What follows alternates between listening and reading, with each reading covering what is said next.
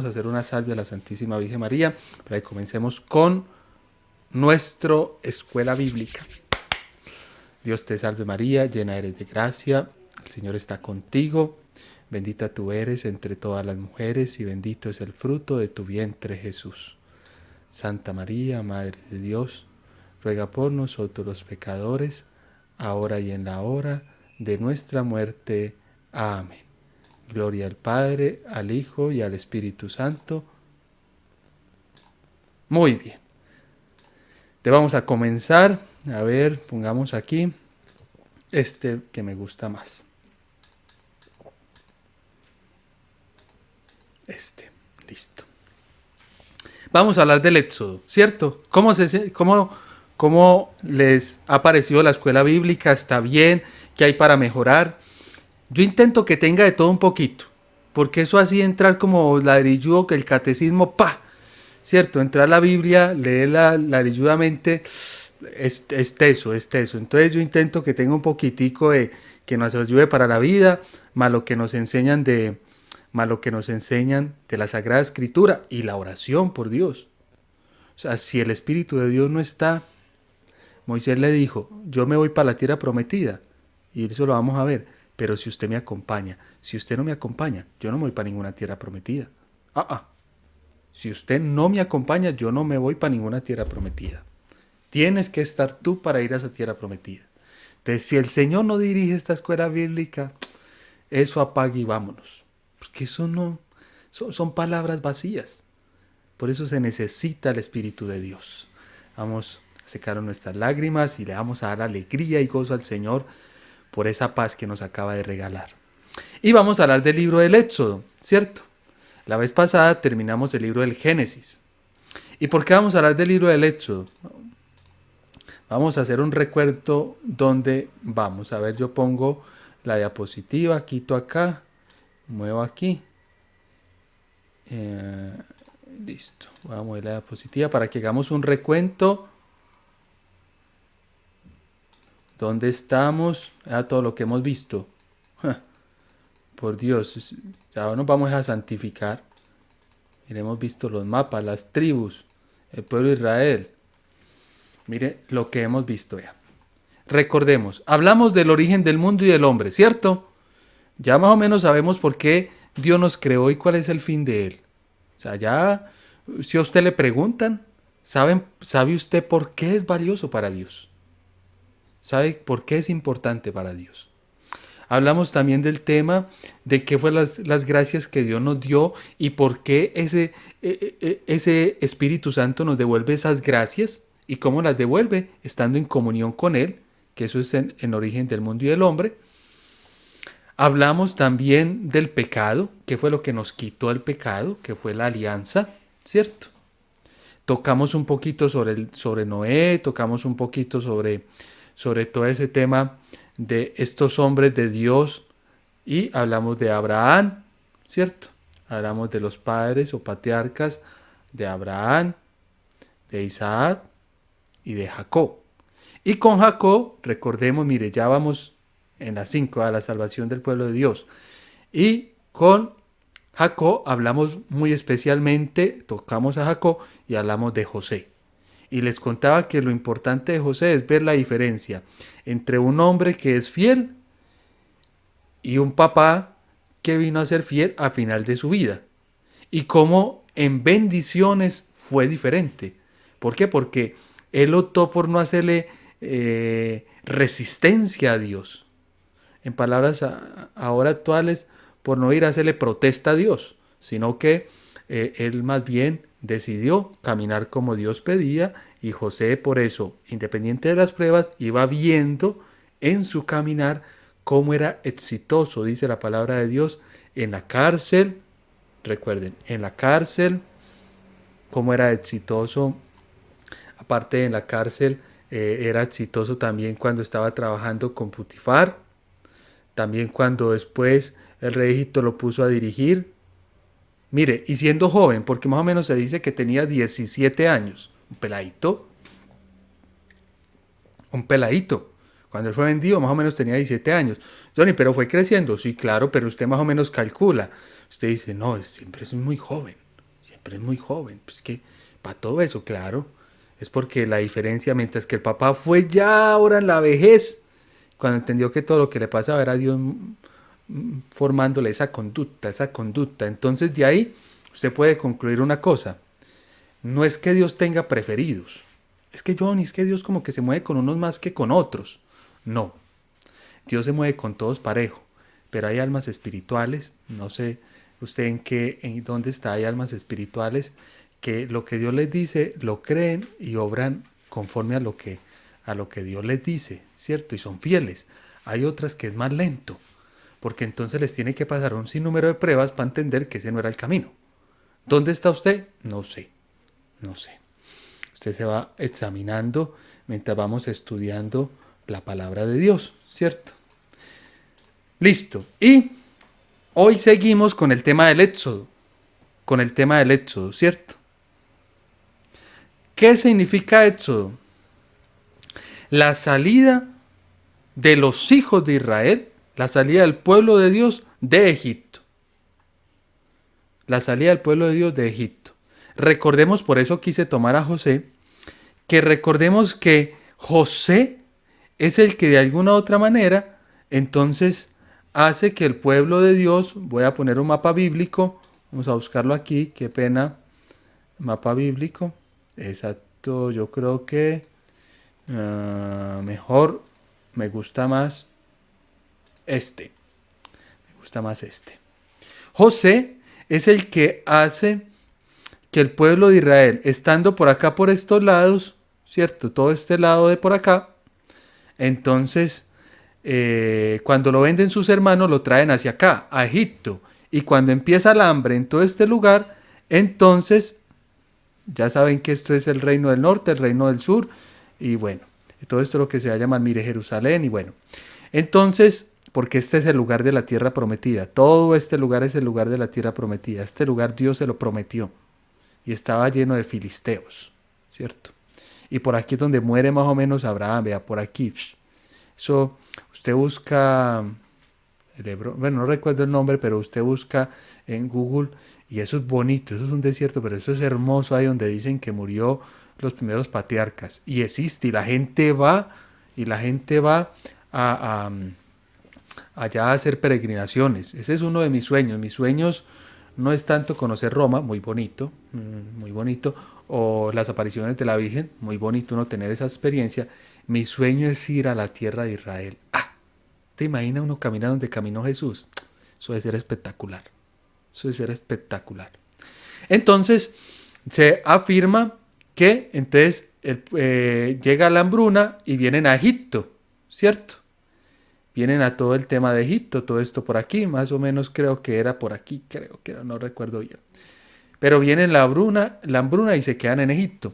Y ahí dice el texto que se quedan viviendo 400 años. 400 años. O sea que usted ahí puede percibir cuántas generaciones pasó por el pueblo de Israel. Johnny, esto es importante, es muy importante. ¿Saben por qué? Porque entonces cuando llega en el Éxodo, ya pasó la generación de José. La generación que vio cumplida la promesa, de los patriarcas, especialmente por Abraham, en el pueblo de Dios, allí en el Éxodo. Johnny, ¿cuál fue la promesa? Van a buscar en este momento el libro del Génesis, capítulo 15. Voy a poner aquí los apuntes, libro del Génesis, capítulo 15. Uy, se cayó el papelito. Eso va a haber que poner es ganchos de ropa aquí porque eso se nos cae mucho. Entonces vamos a poner, bueno, Génesis 15 del 13 al 14. Mire lo que le dice Dios a Abraham. Ya sabemos que le dice que lo va a hacer un pueblo numeroso, que todo, que lo va a bendecir a él, que va a bendecir a otros a través de él.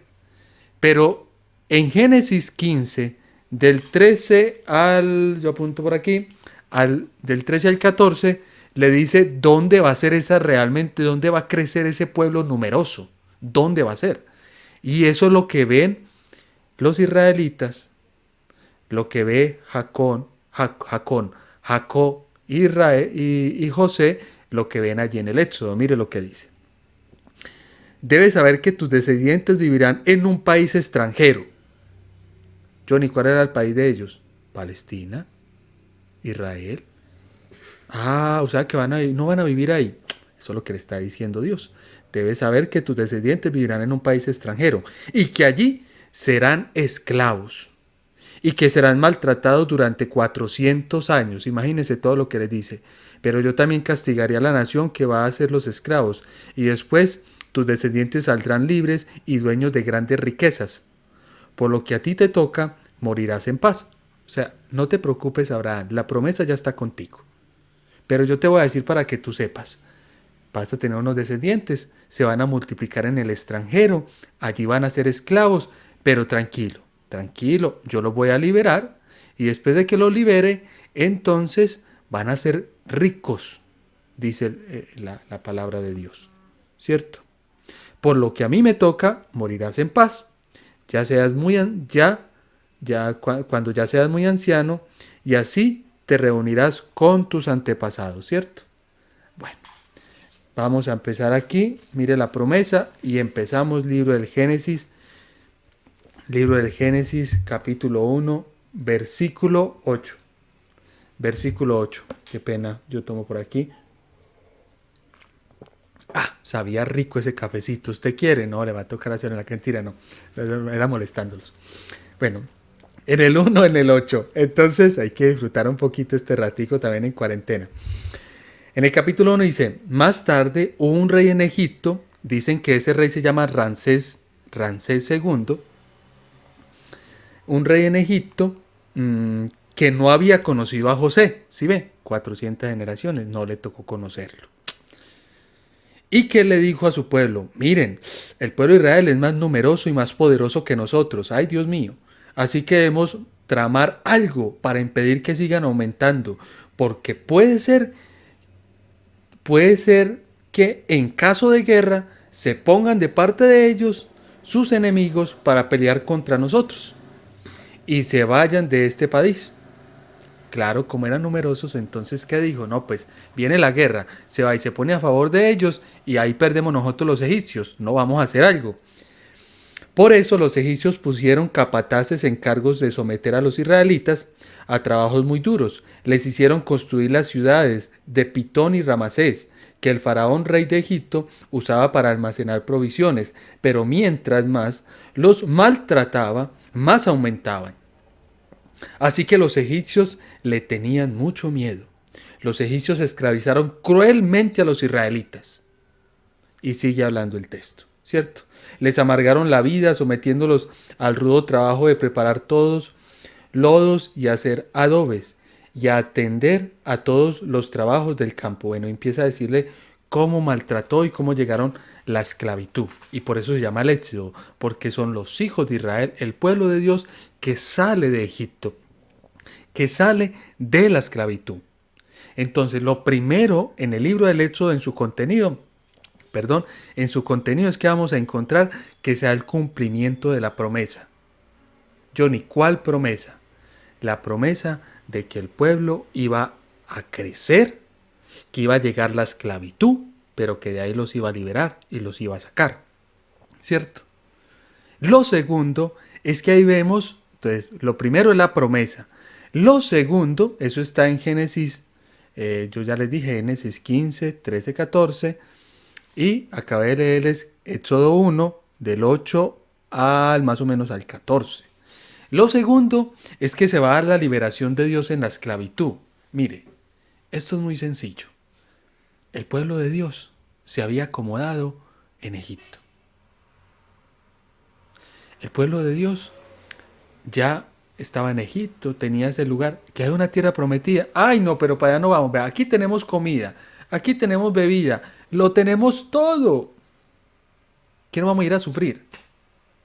Y por eso cuando empiezan las persecuciones y las dificultades, llega el pueblo y le dice, usted nos trajo aquí a aguantar hambre. Moisés, usted nos trajo aquí a aguantar hambre. Ah, ¿dónde está Yahvé, el que lo hace todo? ¿Dónde está ese Dios?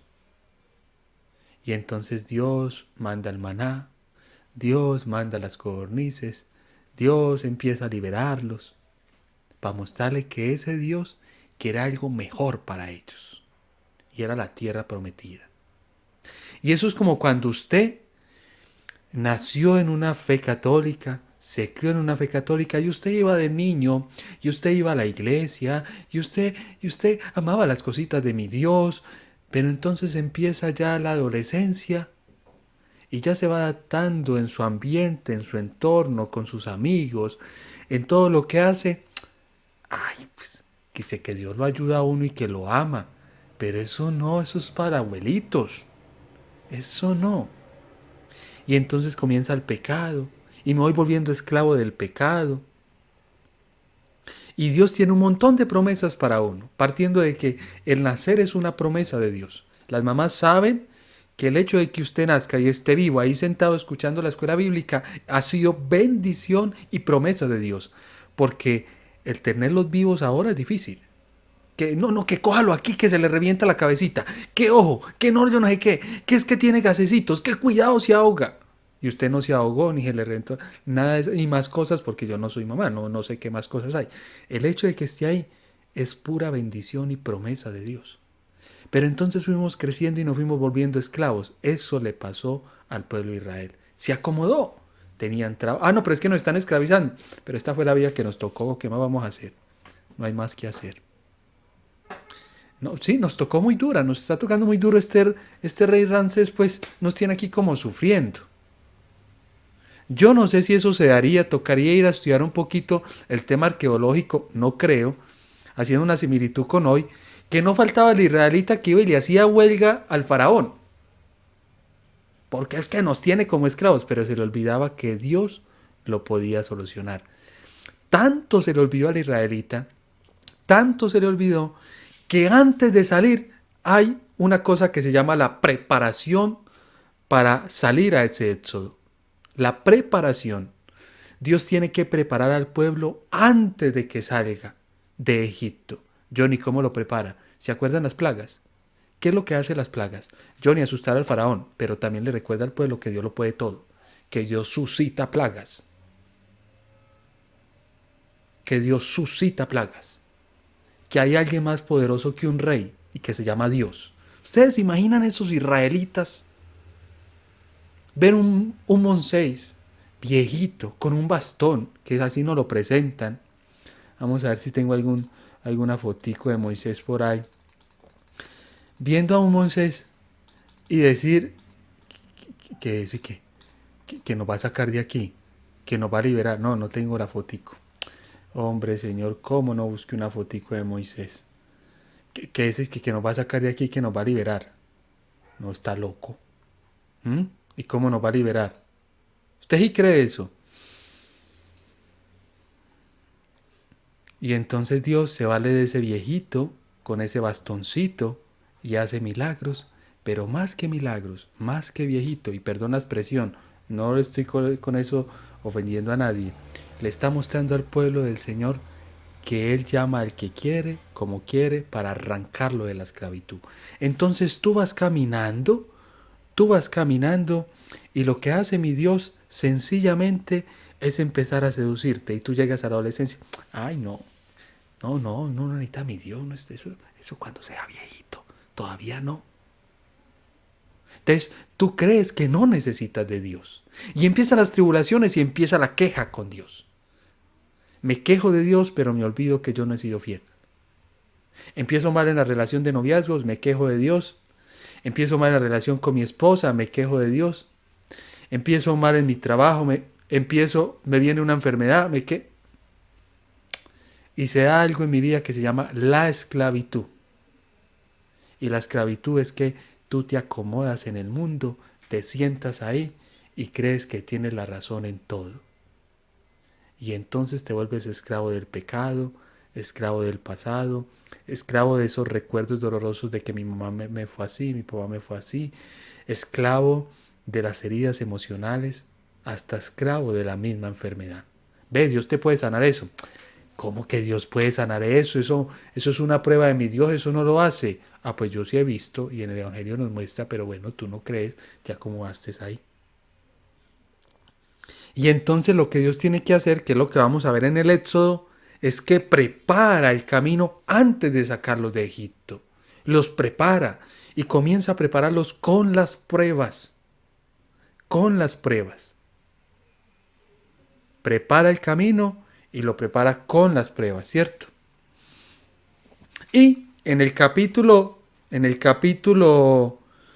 19, en el 24, capítulo 24, vamos a ponerlo, usted lo va a buscar.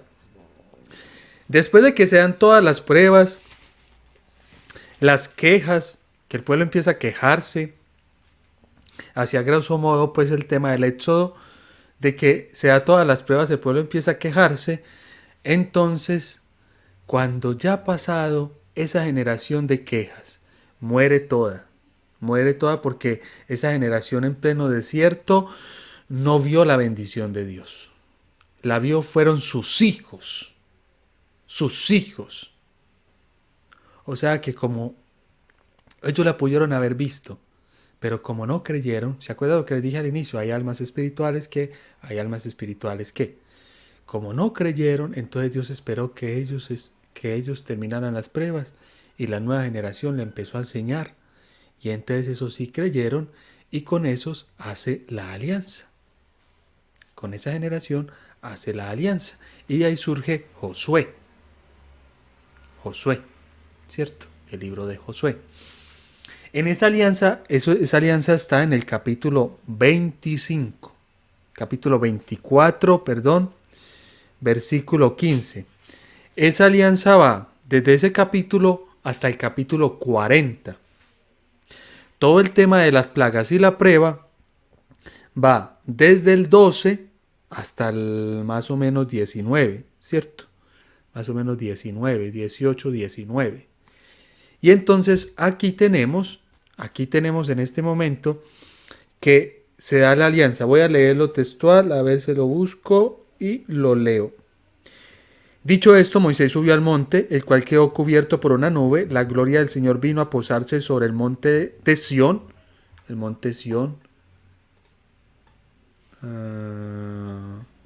Espéreme un momentico, qué pena. El monte Sión. A ver, aquí, vea. Este es el monte Sión, vea, aquí. El monte Sión. Padre, no veo bien. A ver, otro mapita.